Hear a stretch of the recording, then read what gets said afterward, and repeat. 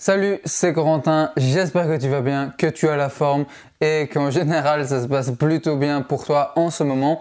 On se retrouve dans le deuxième épisode du podcast Corentin Thibault, le podcast. Donc voilà, ça fait déjà un petit temps que j'ai sorti le premier épisode et voilà, je me suis dit maintenant pourquoi pas un deuxième petit épisode. Donc bien évidemment mon focus n'est pas vraiment sur le podcast, plutôt sur YouTube.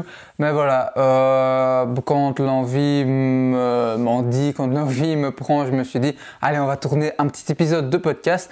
Et là je me suis dit que j'avais un sujet quand même pas mal à te partager. Ah oui, bien évidemment, peut-être que tu écoutes ce podcast sur Spotify ou sur Apple Podcast ou quoi.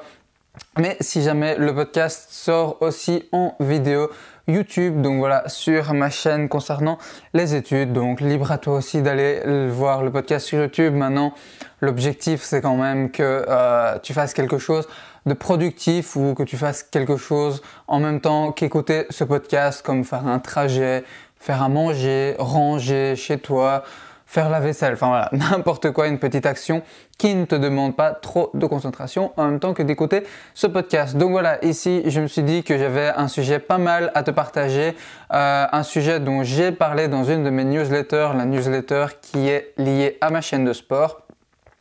Car voilà, c'est un sujet qui me tient particulièrement à cœur et qui je pense peut être bénéfique à énormément de gens, qui est tout simplement les 5 choses, les plus grandes choses positives que le sport m'a apporté.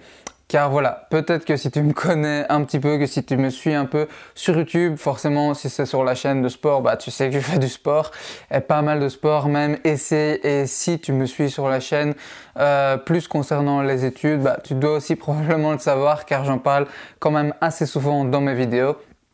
Voilà, le sport est une des activités qui me prend pas mal de temps, qui me prend pas mal d'énergie aussi. C'est l'activité qui me prend le plus d'énergie. C'est pas l'activité qui me prend le plus de temps. L'activité qui me prend le plus de temps, c'est plutôt les études. Mais c'est clairement l'activité qui me prend le plus d'énergie, forcément comme c'est du sport. Et c'est aussi probablement l'activité qui m'a apporté le plus de choses dans ma vie actuellement, que ce soit d'enseignement, d'expérience, d'émotion, de relations sociales ou quoi que ce soit. Donc voilà, je vais t'en parler, je vais te parler un petit peu justement de tout ce que le sport m'a apporté jusqu'ici dans ma vie en général. Alors, forcément aussi ce que le sport peut t'apporter à toi si toi aussi tu décides de te mettre au sport, ou bien peut-être que tu fais déjà du sport, comme c'est quand même, j'ai l'impression, de plus en plus le cas. C'est rare maintenant, je trouve, de croiser surtout des jeunes qui ne font pas de sport ou qui n'ont pas une activité physique ou quoi. Donc voilà, je trouve que c'est très bien, peu importe n'importe quel sport c'est, du moment que c'est un sport quand même qui apporte un minimum d'activité physique. Je pense que c'est vraiment pas mal pour toutes les raisons que je vais t'exposer dans cette vidéo.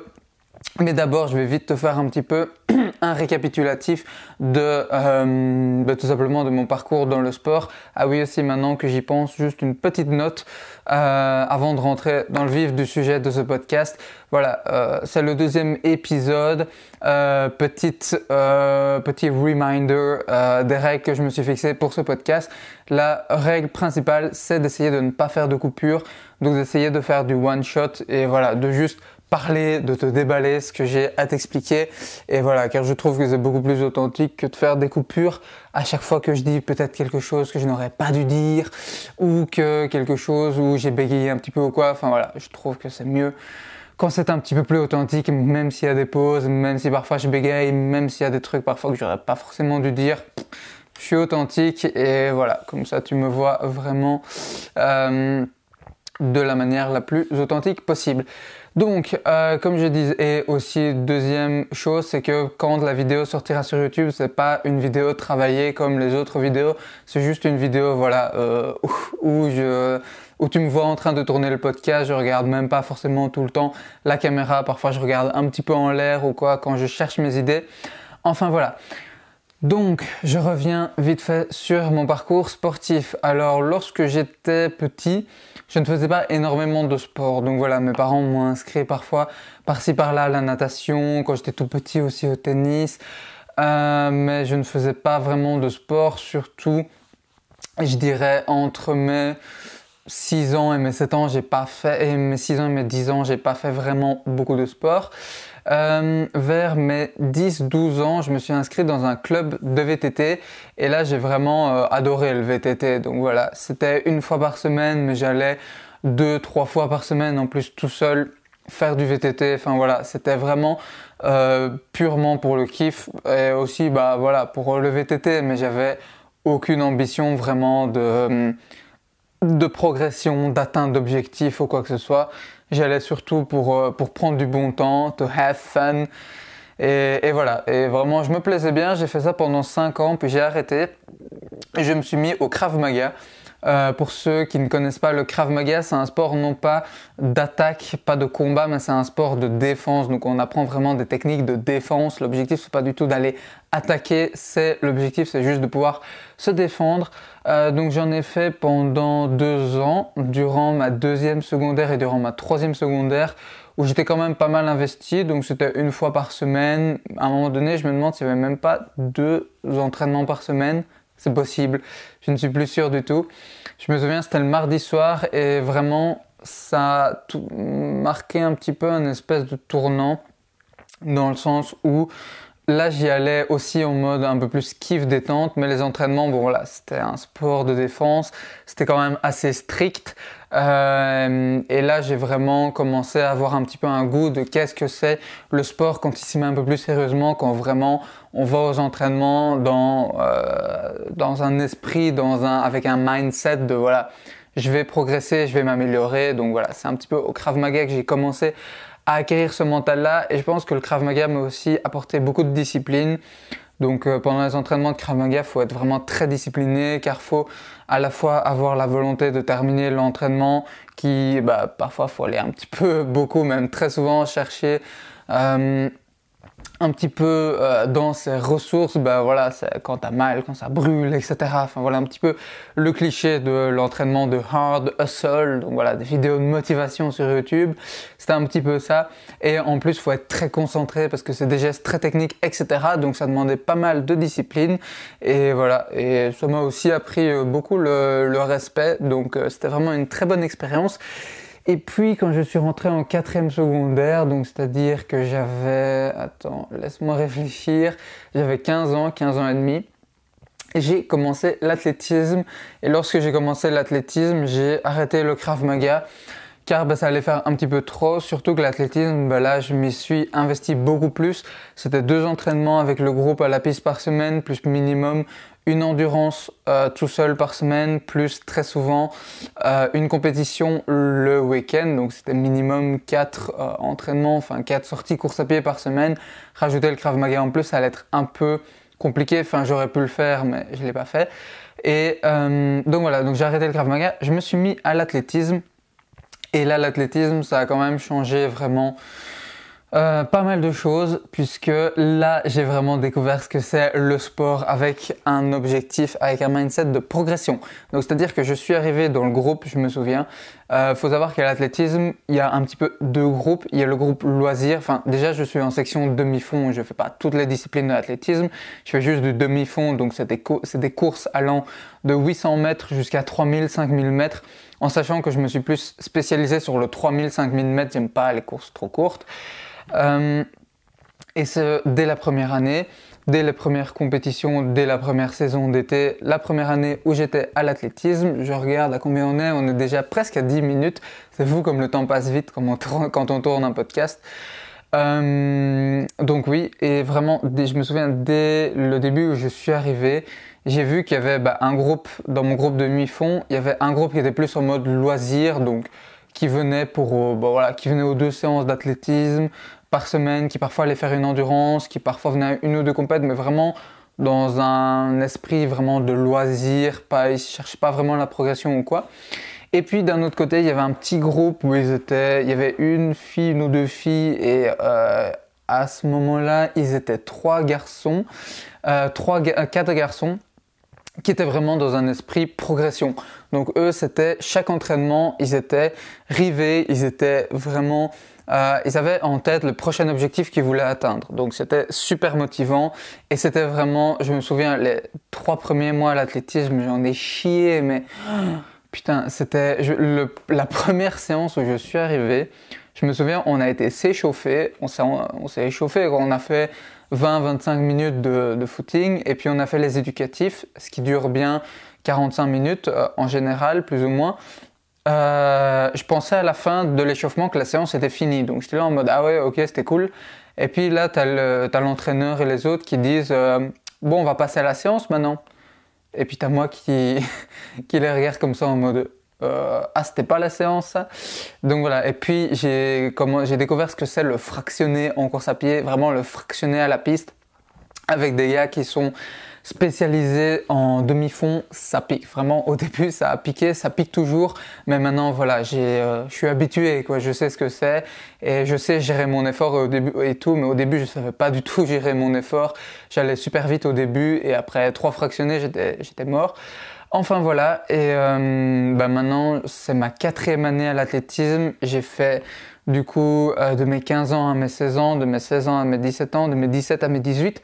Et ici je parle en année scolaire, et donc c'est-à-dire mes 3 dernières années du secondaire. Et ici j'entre en supérieur. Je suis dans l'année du coup de mes 18-19 ans. Et voilà, c'est ma 4e année d'athlétisme. J'aime toujours autant ça et c'est le premier sport où vraiment j'ai ressenti quelque chose ou vraiment différent du VTT, du Krav Maga avant. Genre, je me suis tout de suite senti vraiment impliqué dans le truc. Je ne sais pas si c'est le groupe. Le groupe a très certainement joué énormément, a joué beaucoup là-dedans, à me motiver, à vraiment faire en sorte que je sois impliqué dedans.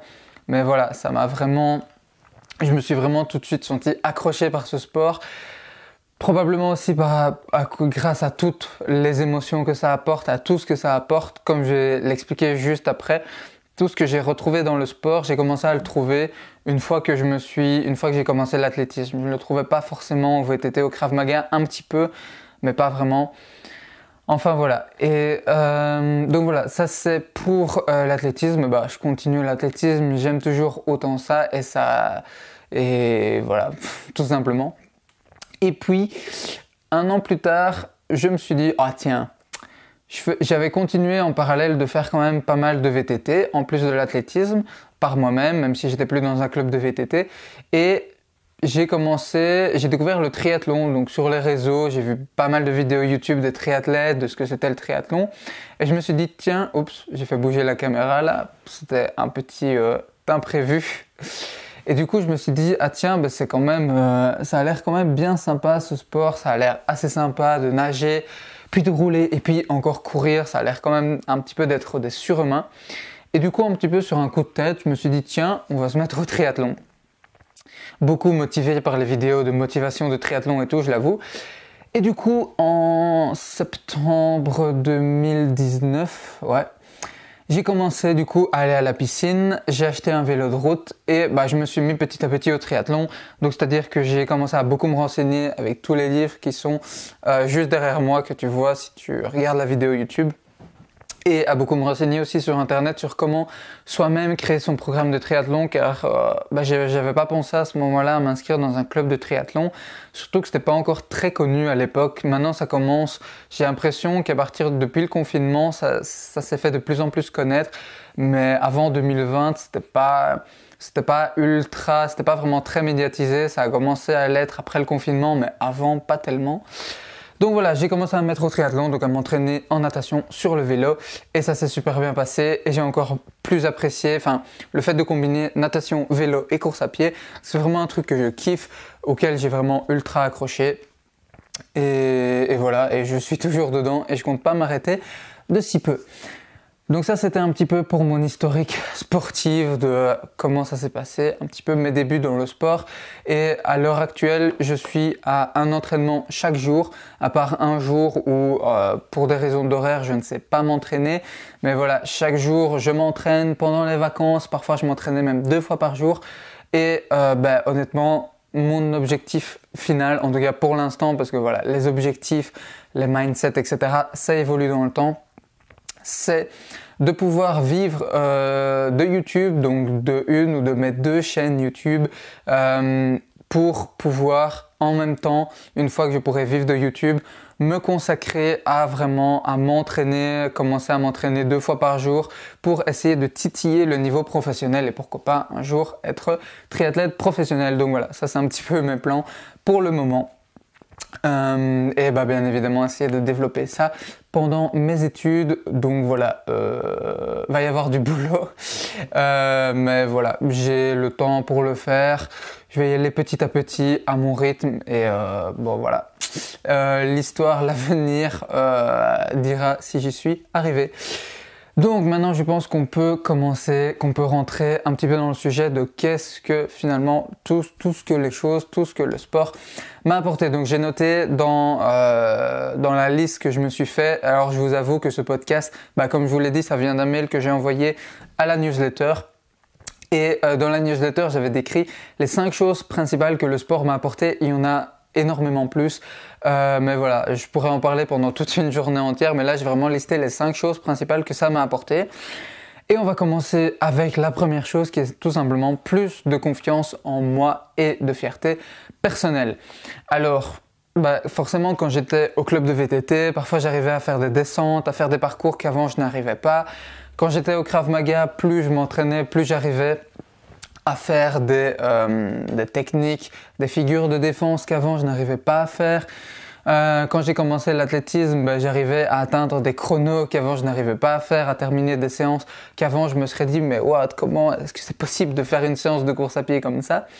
Et depuis que j'ai commencé le triathlon, surtout c'est complètement n'importe quoi. Le nombre de fois que je termine une séance ou bien récemment, lorsque j'ai fait mes 2 premiers triathlons, je me suis dit, mais si on m'avait dit il y a 2 ans que tu aurais été capable de faire ça, jamais je ne l'aurais cru ou j'aurais eu vraiment du mal à le croire.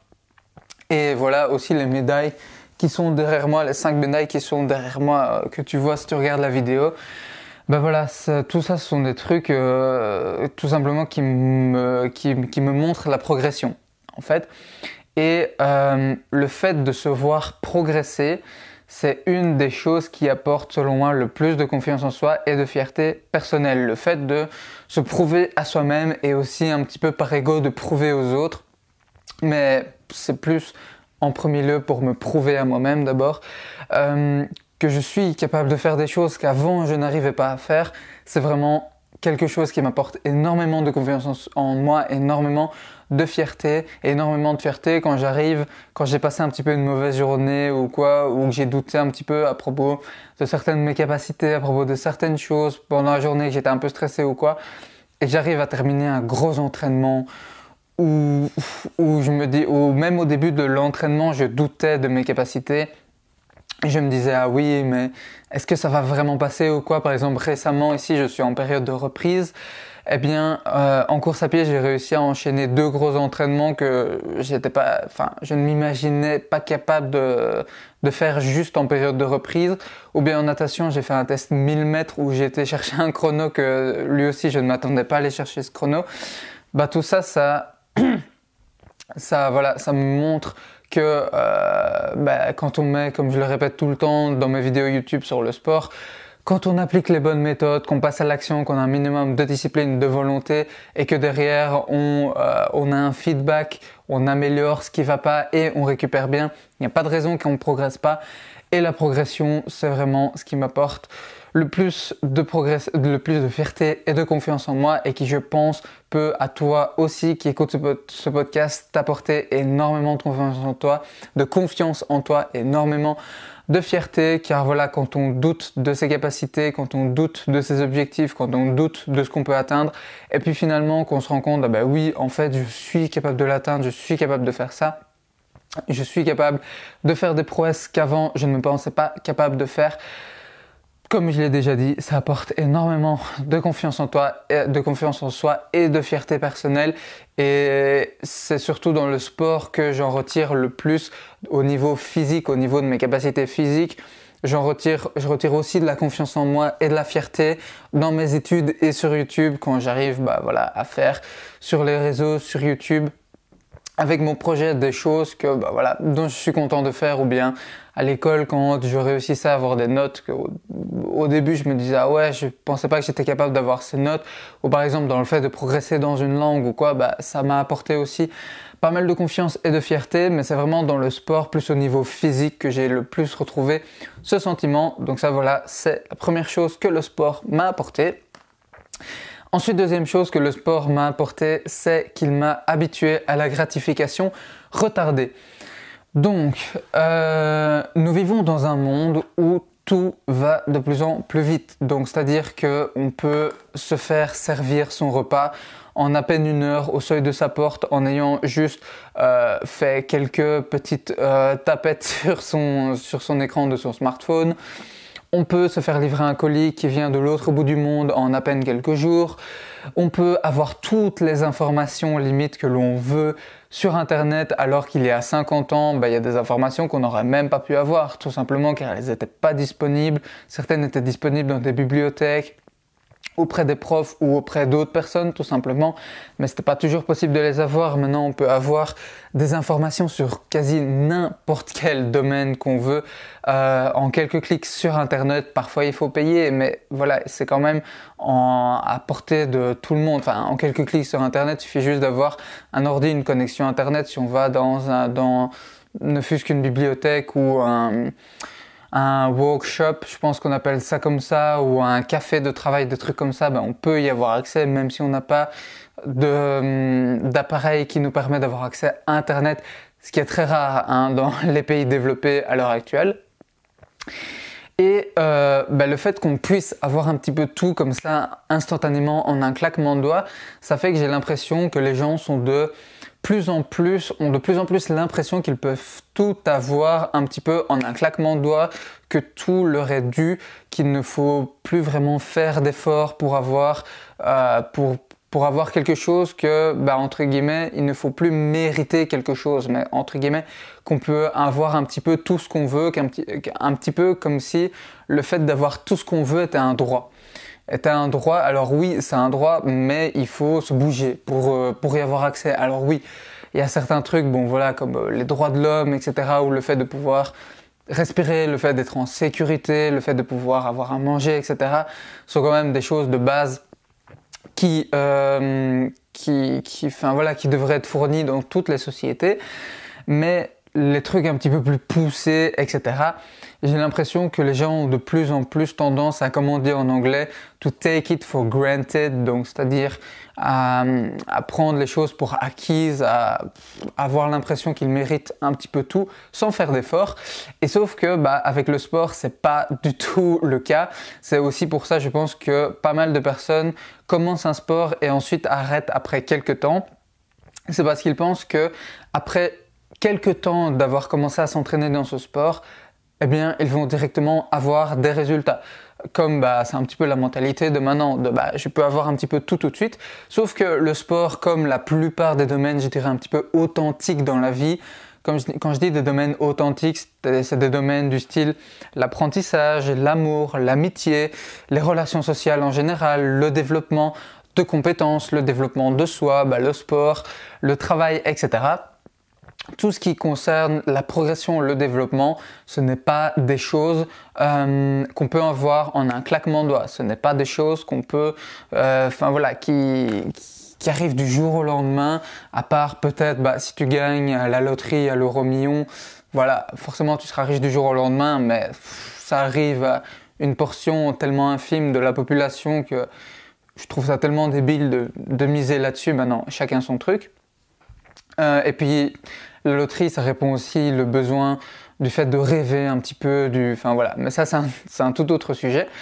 Pour tous les domaines un petit peu plus authentiques de la vie, entre guillemets, tous les domaines qui demandent un processus, qui demandent une progression, et le sport en fait partie bien évidemment, il n'y a pas ce fait d'avoir les choses directement en un claquement de doigts, mais plutôt il y a ce principe de gratification retardée. La gratification retardée, c'est un mot un petit peu complexe, mais en anglais ça s'appelle late gratification.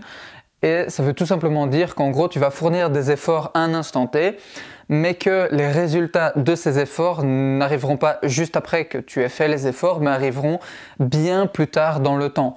Parfois, c'est quelques semaines plus tard, parfois c'est quelques mois plus tard et parfois c'est des années plus tard. Je te donne un exemple autre que le sport.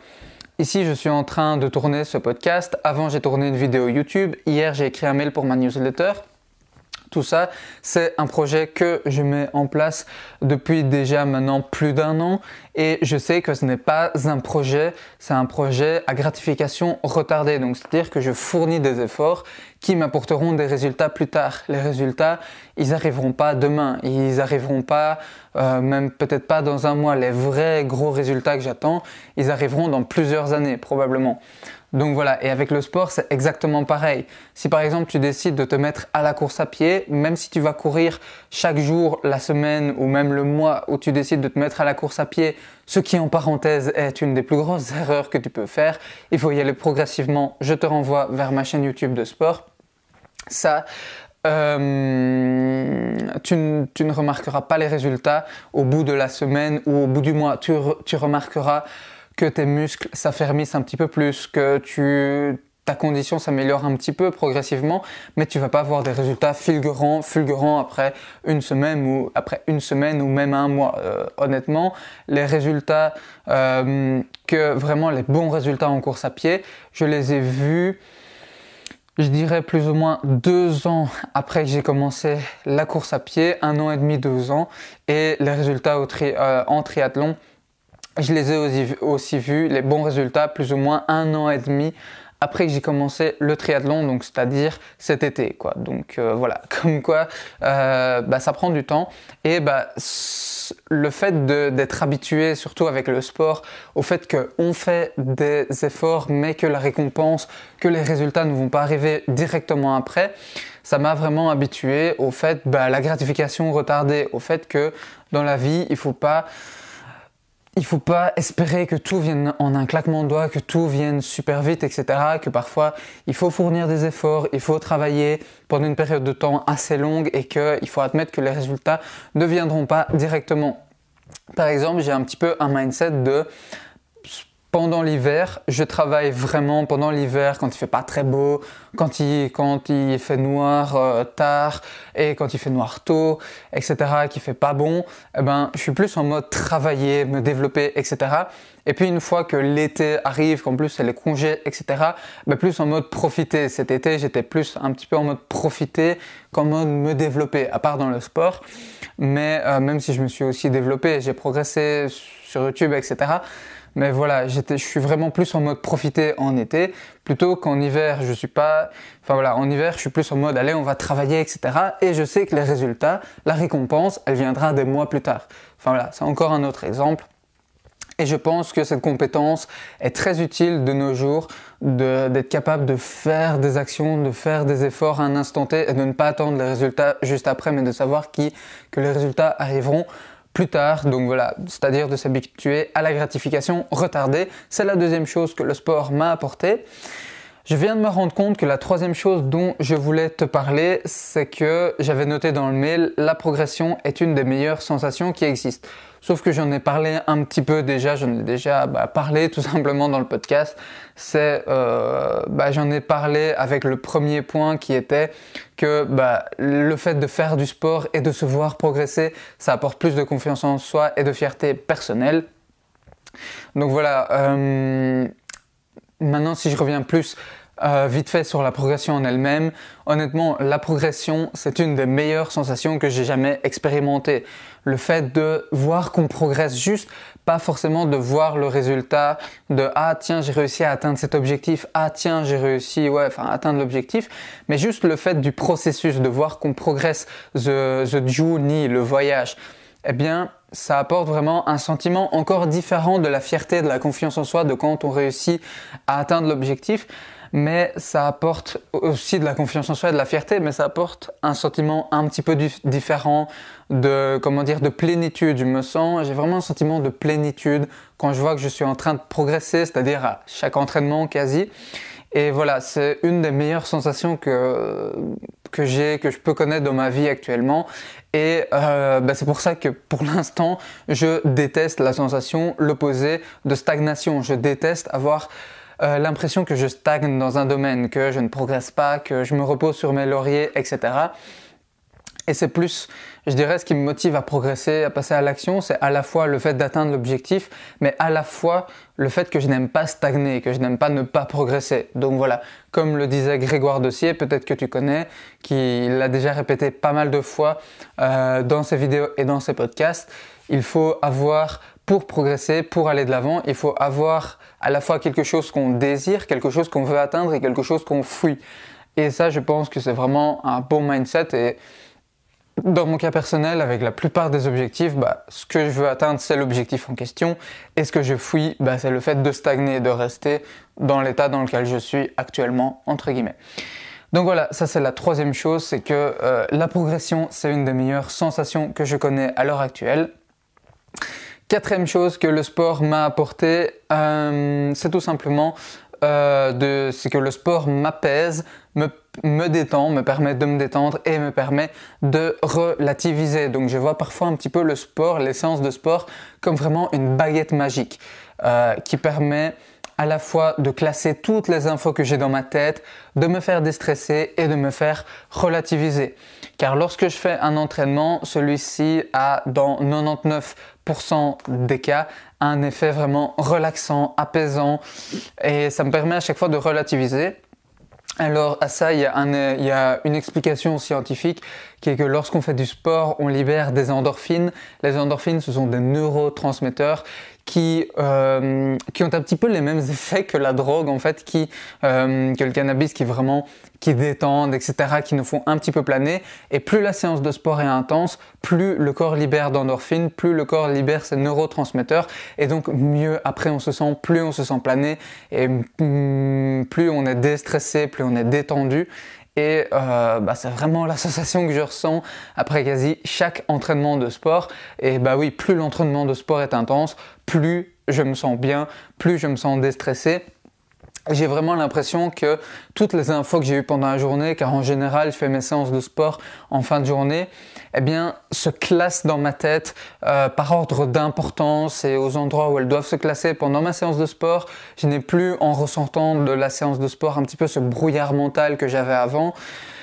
Puis je me sens aussi beaucoup plus détendu. Si j'avais des petits soucis, des petits tracas, si c'est vraiment des gros problèmes, juste le fait de faire une séance de sport, ça n'aura pas résolu le problème en lui-même, mais quand c'est des petits soucis, des petits tracas, je me sens beaucoup plus détendu après la séance de sport et ça me permet aussi à chaque fois de relativiser, donc c'est-à-dire j'ai l'impression de voir le monde un petit peu plus clairement, de voir ma situation un petit peu plus clairement, de voir les choses de manière un petit peu plus objectivement et un peu moins émotionnellement. Pendant que je fais du sport, je suis émotionnel, mais après je suis beaucoup plus rationnel où je m'énerve moins vite, je prends moins de décisions impulsives, etc. J'arrive plus à écouter ma raison et voilà, ça c'est vraiment une chose très pratique que le sport m'apporte. Car ça me permet ensuite de pouvoir bien me concentrer sur les études et mon projet YouTube, etc. D'ailleurs, je suis convaincu que le fait de faire du sport en même temps que ses études, ça permet d'avoir des meilleures notes. Car imaginons que tu as eu toutes les informations qu'on t'a transmises durant ta journée d'école, déjà pendant la séance de sport, les infos vont un petit peu se fixer dans ta mémoire. Elles vont s'organiser, mais elles vont aussi se fixer dans ta mémoire. C'est bien connu que le sommeil permet de fixer beaucoup d'informations que tu as apprises pendant la journée, mais je suis convaincu et je pense que aussi si je fais des petites recherches, je trouverai des preuves de cela. Que lorsqu'on fait une séance de sport, ça permet aussi de retenir, de mémoriser certaines des informations qu'on a apprises durant la journée. Donc voilà, ça c'est encore un petit effet bénéfique bonus du sport. Et finalement, cinquième et dernière chose des plus importantes que le sport m'a apporté, et c'est peut-être une des choses les plus importantes, peut-être la chose la plus importante que le sport m'a apporté, c'est tout simplement des moments collectifs vraiment magiques. Donc, certains des plus beaux moments que j'ai vécus dans ma vie, ce sont des moments que j'ai vécus en faisant du sport avec les autres. Donc, j'ai bien dit des moments collectifs magiques car tout simplement, voilà, le sport c'est aussi un super moyen de partager de bons moments avec des partenaires d'entraînement. J'adore m'entraîner tout seul, mais j'adore aussi faire des séances avec mes amis d'entraînement, mes amis surtout de l'athlétisme que je connais depuis maintenant plus de 3 ans, avec qui je m'entends super bien. Et d'ailleurs, mes 2 séances d'athlétisme par semaine, pour l'instant, je ne fais plus qu'une à cause justement de mon petit problème de programme. Mais à chaque fois que je vais faire une séance d'athlétisme, non seulement après je me sens super bien grâce à toutes les endorphines, etc. Le fait que, comme je viens de l'expliquer, je me sens plus apaisé et tout, car la séance à l'athlétisme est à chaque fois intense. Et du coup, j'ai beaucoup d'endorphines qui sont libérées dans mon corps, etc. Mais aussi le fait de juste être avec les autres, avec mes partenaires, avec mes amis d'entraînement, ça me permet énormément de déstresser. Qu'on le veuille ou non, l'être humain, c'est un animal social, un animal sociable, je ne sais plus exactement comment on dit. Et le fait de passer du bon temps, de passer des bons moments avec des gens avec qui il s'entend bien, avec qui il aime bien, ça le fait déstresser, ça le fait se détendre, ça lui apporte de super bons souvenirs et c'est juste un petit peu la nature de l'être humain en fait, car sinon, si on était chacun resté dans notre coin pendant la préhistoire, l'Antiquité, même tout au long de l'histoire tout simplement, et de l'humanité, je pense pas qu'on serait arrivé là où on en est aujourd'hui. Et voilà, certaines des séances de sport que j'ai fait avec mes partenaires d'entraînement sont vraiment des moments collectifs, des expériences sociales qui resteront toujours gravées dans ma mémoire, qui ont juste été incroyables, que c'était des moments de joie, de rire, de souffrance, de déception, d'encouragement. À chaque fois, c'était des expériences humaines incroyables et voilà, ça a été parmi certains des plus beaux moments que j'ai vécus tout simplement et qui resteront vraiment gravés dans ma mémoire, je pense, pour très longtemps. Je pense notamment à des moments parfois de souffrance, vraiment à des grosses séances difficiles ou des courses, des crosses vraiment difficiles où on s'encourage, juste le fait de courir l'un à côté de l'autre. C'est un petit peu comme s'il y avait une communication sans parole, une communication qui se fait un petit peu automatiquement, où on s'encourage un petit peu par le non-verbal, par la pensée entre guillemets, même si ça peut paraître un peu bizarre, ou bien juste des super bons moments, par exemple pendant le confinement. J'ai beaucoup roulé à vélo avec 2 amis et j'ai passé juste des moments incroyables et j'ai fait des sorties mais super incroyables avec eux et où on s'est parfois tapé des énormes barres sur le vélo, où parfois on se tirait à la bourre dans les côtes, etc.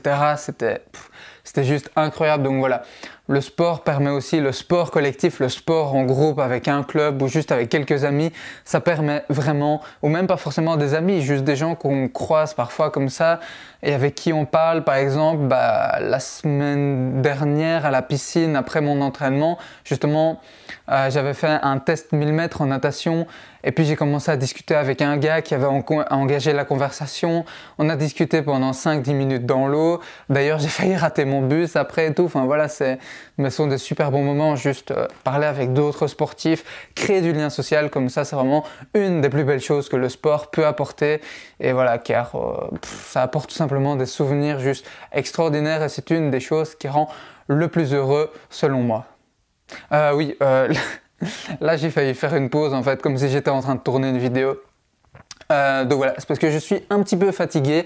On est presque à 40 minutes de podcast et voilà, j'ai fini de t'exposer les 5 choses les plus importantes que le sport m'a apporté, les 5 choses positives les plus importantes que le sport m'a apporté. Je te fais vite fait un petit récapitulatif. La première, c'est plus de confiance en moi et de fierté personnelle grâce au fait d'atteindre des objectifs et à la progression. Deuxièmement, c'est que le sport m'a habitué à la gratification retardée. Troisièmement, c'est que la progression est une des meilleures sensations qu'on peut expérimenter selon moi. Quatrièmement, le sport permet grandement d'apaiser, de détendre et de faire relativiser. Et cinquièmement, le sport peut apporter des moments collectifs juste magiques et inoubliables. Donc voilà, je pense qu'on est pas mal pour ce podcast. Je ne vais pas tergiverser plus longtemps, j'espère qu'il t'a plu. N'hésite pas à me mettre une petite review si tu écoutes sur Apple Podcast. Et voilà, n'hésite pas non plus à peut-être me faire un petit retour sur Instagram ou sur YouTube ou par mail, enfin n'importe quoi. Ça me ferait vraiment super plaisir. J'ai pas encore eu de retour sur le podcast en même temps. C'est que le deuxième épisode, mais voilà, pour me dire un petit peu ce que tu en penses. Ça m'a fait très plaisir de tourner ce podcast. J'ai vraiment trouvé ça très agréable. On se retrouve dans le prochain podcast ou bien dans la newsletter ou bien sur YouTube. D'ici là, comme d'habitude, bon courage à toi dans ta vie personnelle, dans tes projets personnels, dans le sport si tu en fais. N'oublie pas de prendre du plaisir, de juste d'essayer d'être heureux dans ta vie en général. C'est le principal. On se retrouve dans le prochain podcast, dans la prochaine vidéo, dans la prochaine newsletter. Merci beaucoup pour ton écoute. C'était Corentin. Allez, ciao!